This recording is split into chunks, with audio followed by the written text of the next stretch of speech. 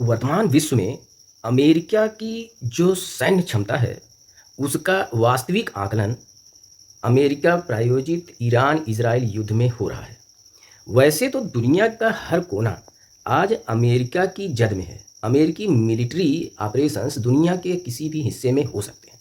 क्यों? क्योंकि अमेरिका ने लगभग दुनिया के हर क्षेत्र में अपने मिलिट्री बेस बना रखे हैं। अब मिडिल ईस्ट को ही ध्यान में देखें तो उस मध्य एशिया में ईरान के आसपास 9 मिलिट्री बेस हैं जिनको अभी ईरान ने ध्वस्त किया है। ईरान ने जिस तरह से मिसाइल अटैक करके अमेरिका के मिलिट्री बेसेस को ध्वस्त किया, वह अमेरिकी मिलिट्री साम्राज्यवाद को भारी गंभीर चुनौती है। और परिणाम इस युद्ध का कुछ भी हो, चाहे कल धरती से ईरान विलुप्त हो जाए या उससे पहले इजराइल विलुप्त हो जाए, किंतु ईरान का जो साहस है उन परिस्थितियों में अमेरिकी साम्राज्यवाद का मुकाबला करने का, जब अमेरिका 1979 से लगातार ईरान पर प्रतिबंध लगाए हुआ है और रोज उसके यहाँ मॉनिटरिंग कर रहा है कि कहीं तुम एटमिक हथियार तो नहीं बना ले रहे हो, एटॉमिक बम तो नहीं बना ले रहे हो। और रोज मॉनिटरिंग करने के बाद भी वह ईरान इतना शक्तिशाली है कि इनसे लड़ रहा है। और लड़ना मात्र इतना ही नहीं है कि लड़ रहा है, उसने इनके मिलिट्री बेसेस को जो इन्होंने गल्फ कंट्रीज में लगा रखे थे इतने सालों से, उनको उसने ध्वस्त कर दिया। अमेरिका के मिलिट्री बेस का मतलब है अमेरिका स्वयं वहां खड़ा है अपनी पूरी ताकत से, अपने अत्याधुनिक हथियारों के साथ। तो ईरान ने उसके मिलिट्री बेसेस को ध्वस्त करके अमेरिकी साम्राज्यवाद को चुनौती दी है। ये मैं साम्राज्यवाद शब्द का प्रयोग इसलिए करना चाहता हूँ क्योंकि हमने ब्रिटेन के साम्राज्यवाद को देखा है और ब्रिटेन के साम्राज्यवाद को देखा भी है, और ब्रिटेन के साम्राज्यवाद को एक टापू पर सिमटते हुए भी पूरा विश्व देख रहा है। आज ब्रिटेन की चर्चा नहीं होती है किसी भी बड़े विश्व संघर्ष में, वैश्विक संघर्ष में। तो अब दादागिरी किसकी चल रही है?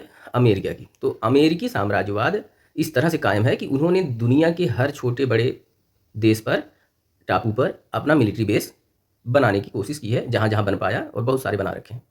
ठीक हो गया। तो मिलिट्री बेसेस के रेंज के देशों को डरा रखे हैं और निश्चित रूप से लोग डरते हैं, और उस डर का परिणाम ये है कि लोग अमेरिकी दादागिरी का खिलाफ बोलते नहीं हैं। डर केवल कमजोर देश ही नहीं डर को झेल रहे हैं, बल्कि जो सुपर पावर होने का स्वांग लेकर के ऐंठा हुआ है अमेरिका और इजराइल, वे ईरान से लड़ ही इसी कारण से रहे हैं कि वे डर रहे हैं। उन्हें लगातार इस बात का 40 साल 45 साल से ये डर है। प्रतिबंध की पूरी जो फेहरिस्त है, वह उस डर के प्रमाण है कि वे ईरान से डर रहे हैं कि वह शक्तिशाली हो जाएगा, उसमें इतनी पावर आ जाएगी कि वह कल इन्हें नष्ट कर देगा। इजराइल को इस बात का डर है कि कल अगर ईरान के पास मिलिट्री पावर हो जाती है, एटॉमिक पावर हो जाती है, एटॉमिक बम वो बना लेता है, तो कहीं धरती के नक्शे से इजराइल न खत्म हो जाए। तो यहाँ ये कहने का बनता है कि हो ना हो, इजराइल एक दिन धरती से खत्म हो सकता है। क्यों? क्योंकि जिस चीज़ को लेकर के बहुत ज़्यादा डरते हैं वही तो होता है। तो इजराइल का बहुत बड़ा डर है कि वो एक दिन बड़ी मुश्किल से यहूदियों का मिला हुआ राष्ट्र कहीं नष्ट ना हो जाए ईरान के कारण। तो हो सकता है कि उनका सपना पूरा हो जाए, वो हो सकता है कि उनका दूसरा सपना पूरा हो जाए कि भाई ईरान ही नष्ट हो जाए धरती से। ये तो भविष्य के गर्भ में है और इतिहास लिखा ही जाएगा। लेकिन यह भी इतिहास लिखा जा रहा है कि ईरान ने अमेरिका के गल्फ कंट्रीज़ में बसे बसाए शक्तिशाली मिलिट्री बेसेस को ईरान ने ध्वस्त कर दिया है और युद्ध जारी है। हम सब एक नए साम्राज्यवाद को प्रसार करते हुए, स्थापित और संघर्ष करते हुए देख रहे हैं। ईरान इतिहास में दर्ज कर रहा है कि वह अमेरिकी साम्राज्यवाद से लड़ रहा है। दूसरा यहाँ बहुत महत्वपूर्ण है ये कहना बहुत महत्वपूर्ण है कि जैसे हम देख रहे हैं कि रूस ने यूक्रेन पर अटैक करते समय सोचा कि बस अभी यूक्रेन ख़त्म होगा, 2 दिन में यूक्रेन को कैप्चर कर लेगा और वहाँ पुतिन महाराज अपनी सत्ता काबिज़ कर लेंगे। लेकिन इतना लंबा संघर्ष चल रहा है और अभी भी जारी है।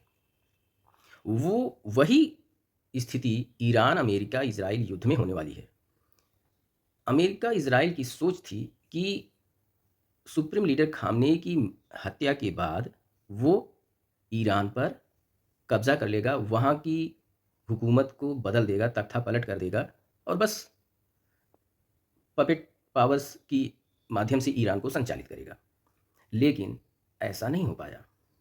तो ईरान, इज़राइल और अमेरिका के मध्य जारी संघर्ष भी अगर 1 साल, 2 साल, 6 महीना ऐसे चला, तो ये केवल रूस और यूक्रेन के युद्ध की तरह नहीं है कि दोनों ही देश केवल प्रभावित हो रहे होंगे। यहाँ तो स्थिति ये है, पूरी गल्फ़ की जो कंट्रीज़ हैं, खाड़ी देश जितने हैं, वो सीधे तौर पर प्रभावित होंगे और ईरान के रास्ते जो तेल जा रहा है जहाँ, वो प्रभावित होंगे और एशिया के और यूरोप के भी कंट्रीज़ प्रभावित होंगे। ईरान एक ताकतवर देश है, उसके पास नेचुरल रिसोर्सेज हैं और उसके कारण दुनिया भर में बहुत आर्थिक मंदी भी आ सकती है। ये युद्ध जितना लंबा चलेगा, उतना ही ज़्यादा दुनिया में मंदी का प्रसार होगा।